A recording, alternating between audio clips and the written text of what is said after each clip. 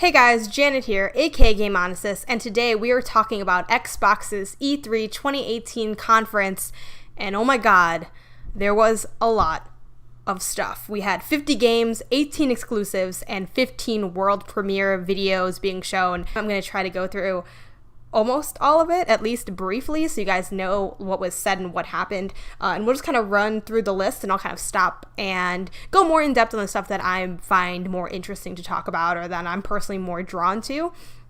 I will say holistically, there was a lot for me to feel good about. Nothing personally really excited me, like a whole lot, just because, I don't know. I just felt like just genuinely or generally satisfied with it, but it wasn't like anything that just completely felt earth-shattering, but all of it was just really good. You couldn't really ask for much more from this conference.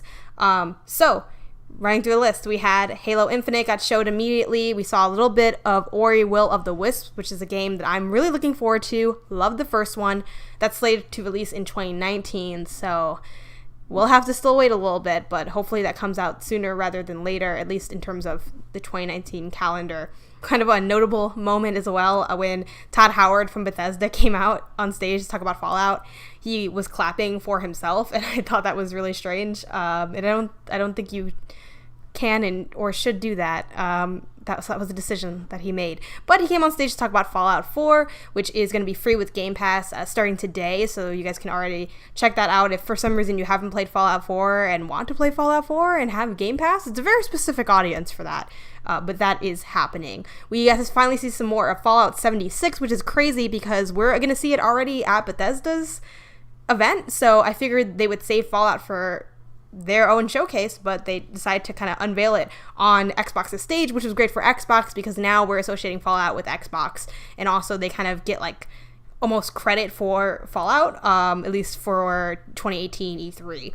So we found out that Fallout 76 is going to take place in West Virginia. It's going to be 4 times the size of Fallout 4, so it's giant, and it is a prequel to everything. So those are kind of the big things that we know about offhand without kind of getting into the nitty-gritty of the story. After that, we went ahead and saw that there is going to be a new game in the Life is Strange universe. And when I first saw this come on, literally, I was like seeing the art, and just from the art style already, I knew, I was like, oh my god, is this another Life is Strange game? Please? No. God, no. And it is. But not exactly, because it's just in the universe. Some quick info on that, if you guys don't already know. I loved the original Life is Strange. I definitely think it has its flaws, and I can see why some people wouldn't like it. It's kind of like very high school-y, very tropey. It falls into a lot of those like cheesy bad writing pitfalls that narrative games unfortunately often fall into. But I really love the mechanics and being able to like turn back time and have your decisions like end up having all these little impacts, especially like really small things like watering your plant or like checking your email that one time. I thought it was a really well done game over all the episodes that I played, and I love that game. I stand by that game. It's a good game.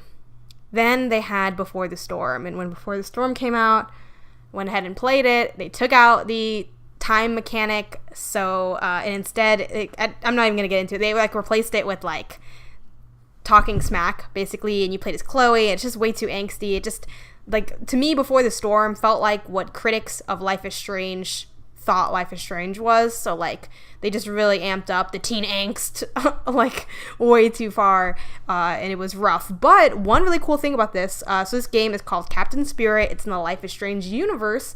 We don't really know what that means in terms of, like, what the game mechanic is going to be, but it is going to be free, starting June 26th. Now, I'm assuming this will be an episodic game because the other, like, Don't Nod, Life is Strange games have been also episodic. So my guess is they're going to give us that first episode for free and try to, like, rope us in to buy the rest of it later. So we'll see. I'm willing to play it for that reason, because before I was just like, oh my god, there's no way I'm going to play this again. Like, I was burned so bad with Before the Storm that I just don't want to do it. But it's free, so I'll definitely check it out, and then, you know, maybe throw something up here for you guys with my kind of reactions and impressions on that first episode. We got to take a look at Crackdown 3, which looked really good, looked really cool, looked super broy, but in kind of like a positive, fun way and not like in a boring and or problematic way. So that's cool. February 2019. We'll see. not really a whole lot else to say about that. We also saw the Xbox One X is going to get Nier, am I going to say this right? Nier Automata? Nier is coming. Nier is going to be there. Nier is near, and that'll be dropping pretty soon on Xbox One X, or like it's going to be, enhanced for Xbox One X, rather. We saw some Metro Exodus stuff. Kingdom Hearts 3 is going to be on the Xbox One, which is like crazy because Kingdom Hearts is like so Sony. It's like so a Sony thing. So it's like, oh, okay. Well, there goes a lot of Sony's sales or PlayStation sales on that game. But that was cool. I've actually never really played the Kingdom Hearts games. I know that's kind of like a gaming sin. I found a lot of people really love them, and then some people just don't engage or understand them at all, really, and that's kind of where I'm at. Though the crossword stuff seems cool, so I don't know. Maybe this will be the one that I end up picking up if it ever happens. So we'll see. Sea of Thieves was shown, which I figured they would, and they kind of just talked about additional content that's coming to the game. They didn't really do a good job conveying what that content was, but it's out there. It's coming.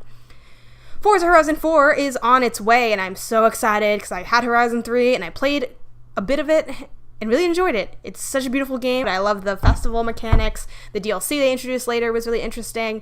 It's just so beautiful and fun and wonderful and pure. Forza Horizon is awesome. So Forza Horizon 4 is going to take place in Britain. And the big thing that they promoted during this time was the fact that the seasons change. So with different seasons, you encounter, of course, different environmental challenges. Maybe like the roads slightly change due to like, I don't know, construction or obstruction or whatever is going on.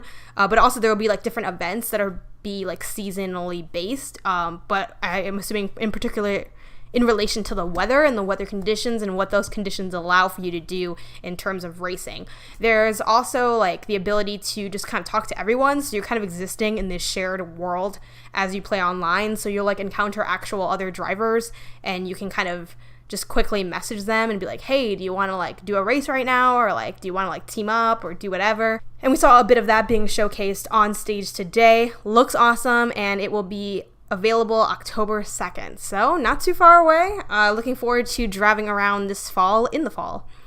Like literally in the fall, because the game will have the season fall, and I'll be driving in that. And it's going to be awesome. Other big part of their E3 conference is they really, really, really want me to get Game Pass, and they want all of us to get Game Pass, and they do a good job, honestly, selling Game Pass. Like, I mean, the fact that they have so many of these big releases, the day they come out, they're available on Game Pass. I think when Game Pass came out, and even looking at the library now, it kind of feels like, oh, this is cool, but it's a lot of, like, old games, so, it's, like, nice, because it's still a good deal, but it's kind of hard to get excited about games that you can maybe, like, borrow from a friend or pick up pretty cheap at GameStop, or, that might have been available via, like, a download code when you bought, like, another sequel to the game or whatever. So for that reason, I think it's such a big deal that they have so many of these day one games. Like, as soon as they come out, boom, it's on Game Pass. That being said, as I kind of alluded to in my EA video, it's very clear that Microsoft is into not physical content for games or media. So yeah, the fact that they are really pushing the streaming service, I think this is kind of like their nice way to go about what they did before, where before they were just like really aggressive with it and weird, and it was just overly complicated when they first rolled out the Xbox One, and they've since obviously backpedaled on that, and now with Game Pass, it's kind of like, hey, like, you don't have to do this, but you can. It's a really good deal. And then eventually I can see them, like, once Game Pass ever gets enough success or hype, they can finally, like, move us over to the model where it's, it's all about the games and the experience and playing. And they kept saying, like, whether you're playing on your Xbox One or your One X or your PC or your phone, like, they are very much pushing this model of, like, it's all about games and access to the games, and kind of getting you into that ecosystem, not so much about like getting this physical copy of this game, which different people feel differently about. For me, you guys already know, I love my physical media, so I'm like,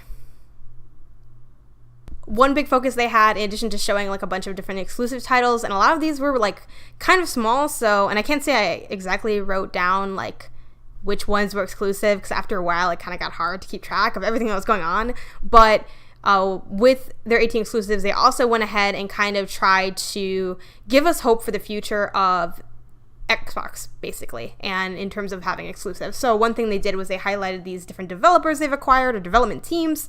Actually, wasn't able to get down quite all of them, but I think I missed only like one. So there's Undead Labs, Playground Games, who already makes Forza Horizon, Ninja Theory, and Compulsion Games. I'm missing one other development team, but they kind of brought those in, and those are now Microsoft teams, and they're under the Microsoft umbrella. So that's kind of where they're going to foster those exclusives from. So they're like, hey, here's some stuff we have now in the works, and here's how we're investing in the future of Xbox. And on that note, for the future of Xbox, they also like slightly towards the end of the show allude to the fact that they are indeed working on another console. So we can feel pretty comfortable knowing that there will be another Xbox system coming out, at least one more. There's always this question of how much longer will consoles last, but we can feel pretty confident that, like, okay, Microsoft, they're working on it. They got something in the works. We were shown We Happy Few yet again. I've seen this game a long time ago. I think the first time I saw it was not last E3, but the one before that. So, like, all right, like, it looks good. I want it, but at this point, it's just starting to annoy me a little bit. So I'm like, God, can we get the game already? And thankfully, we will be getting the game on August 10th. So we saw a little bit more of, trailer stuff and gameplay stuff, sort of. Like, it's kind of hard to tell what's gameplay and what's cinematic in some of these trailers, but that'll be coming out August 10th, which I'm really hyped for because I've been looking forward to that for a while. We were shown PUBG to an extent again because we just were. That reminds me, we didn't end up seeing Minecraft. I thought they'd show us Minecraft again because, like, they paid for it and they're just going to keep showing it to us, but nope, no Minecraft. Tales of Vesperia will be rolling through this winter. We were shown Tom Clancy's The Division 2, which honestly, like, they did this really long, like, gameplay thing for it, but they didn't talk over it, so I was just, like, staring at it, and I'm like, this is so boring to watch. It's like a let's play with no commentary, so that wasn't that good. And I will say, throughout the presentation, sometimes I did get a little bit bored and or exhausted, but in their defense, that was only because they were showing me so much stuff that I was just like, oh my God, it's too many games. It's too many games. But that's great because for so long it felt like Xbox had nothing and it was just awkward and just random indie trailers. So I'm glad that they have so much packed in because that's really what they needed. Shadow of the Tomb Raider, we got to look at that. Comes out in September. We saw I believe this is an exclusive title, Session, which is a skateboard game. So no, we did not get Skate 4, but we do have Session, and hopefully that means something. Hopefully that is something. Black Desert was another game we got to look at. I believe that one was exclusive, but I'm not quite sure. One really cool thing about that was it was talking about, like, how the main character had, like, lived all these different lives, how they're going about, like, navigating the world in their current life, and how potentially maybe how those stories kind of thread or weave together. So I just thought that was really interesting, and that narrative hook really got me in right away. So I'm going to kind of keep an eye out for that one. Devil May Cry 5. Who would have thought I've been talking about Devil May Cry for E3 2018, but here we are. It's been 10 years since the last Devil May Cry game. It's looking great. Looking forward to it.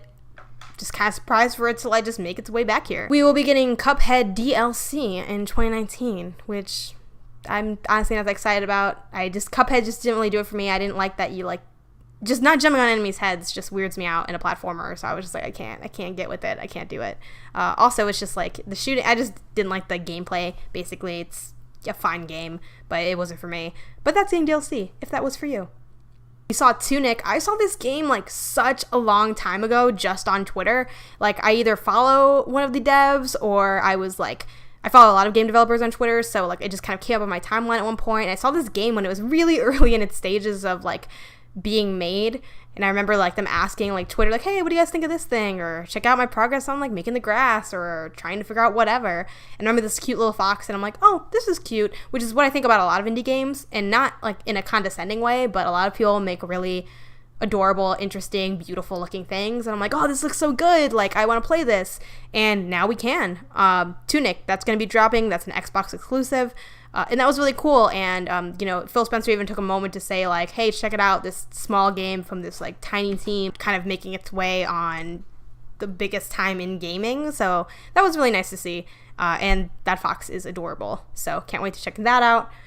We have Jump Force, which is a fighting game. We saw, like, some Dragon Ball Z Naruto action. So it's going to be finally settling that middle school debate of who's stronger. So I'm interested to see how that kind of plays out. And Dying Light 2 is going to be coming out, and they did a really good job selling this. So the big kind of thing they introduced or brought in is the fact that they're kind of infusing narrative driven game elements into this franchise. So now you make decisions, and those decisions impact how the game goes. So they kind of talked about that and then showed you what that looks like in practice. So they talked about how there's these different factions that you can kind of align with or like help out, and how it'll play out into the story and change actually not just like what happens in the narrative, but actually change environmental elements in the game, and how like NPCs interact and how enemies or allies interact with you. So it's kind of got like these multiple layers. And then when they kind of did the pan out thing with all the different kind of narrative and gameplay results or consequences, it was very Detroit Become Human for me, and I love that game. So I was really drawn to that because it's kind of taking a more action driven game and giving it those choice elements that I really, really enjoy in games and have been really getting into lately. So I was really hyped about that. Battletoads. This long internet joke, Battletoads. It's going to be a thing. It's back. It's coming out. So that was wild. I just wasn't expecting that. We didn't really see anything else from that. We just kind of got the name and then, that it exists and that's happening. But I was like, what? So that was insane. We saw Just Cause 4. We got a bunch of Gears of War stuff. Like, it was crazy. At first it started with like the little Funko Pops. Like they like had Gears of War, and then they had like the Gears of War characters as Funko Pops, and I'm like, can I play these? Can I play them as Funko Pops? Is this going to be like, a Lego City Undercover kind of thing, or like a Lego game type thing? But it turns out it's kind of just a mobile game. So, I could still play it and it could still be fun, but I was hoping it'd be a console type deal. And I think a lot of people were kind of in that boat. So then they kind of came out, they talked more about it. They mentioned they're going to have Gears Tactics, which is taking on like a different genre, but within the Gears franchise. And then boom, they hit you with that Gears 5, that cinematic trailer to kind of bump what the narrative of that game is going to be. So that was just like a great build up for that franchise. And I feel like having it firing on multiple cylinders in terms of platforms and type of game, it's very like Pokemon of an approach before Gears. So I think that'll be really cool. Would love to see an Xbox One X Gears edition console. That would be awesome. And then at the very end, just when you think all of it's over, they like have everything like glitch out and like get weird, and then you're like, what's happening? What's going on? We're seeing another trailer. What's the trailer for? What's this game? What universe is it in? And everything's just like, all these thoughts are going through your head and you're trying to fill in the blanks, and then boom, we get this game, and it's called Cyberpunk 2077, and it looks so cool. It's got like all these different things going on with like these really dynamic looking characters, and it's super futuristic. So like it's like people like part cyborg, and there's a woman putting makeup on, and half her face is mechanical, and there's someone like freaking out on the plane, and then there's this guy that's just like drinking, and he's like, oh, glad that's not me. It was just so much was going on in that trailer, and it looked just gorgeous. Like I really just want to dive into that world and that narrative. I feel like I talked incredibly fast during all of this. I hope I was able to give some of my insights, some of the things that I'm excited for, as well as just kind of trying to convey just how much was packed into this conference, because it was crazy. Phil Spencer is wonderful. And Xbox did a really great job. I also loved just their setup in general, where they had like the stage and then like all these like different like monitors and consoles lined up. It felt very, the whole presence that they had felt very like confident and powerful and just like trustworthy. They really like established credibility in this presentation, not just in the way they carried out the presentation and executed it, but in the content that they gave us. So let me know in the comments below what you guys thought of Xbox's press conference for E3 2018. What was your big takeaway? What game are you most looking forward to? And what wasn't there that you wish was there, that you were expecting or hoping for? Let me know in the comments. Be sure to give this video a thumbs up. Be sure to subscribe to my channel. I will be doing videos for every E3 conference during E3 2018. And I will see you guys here next time. Bye.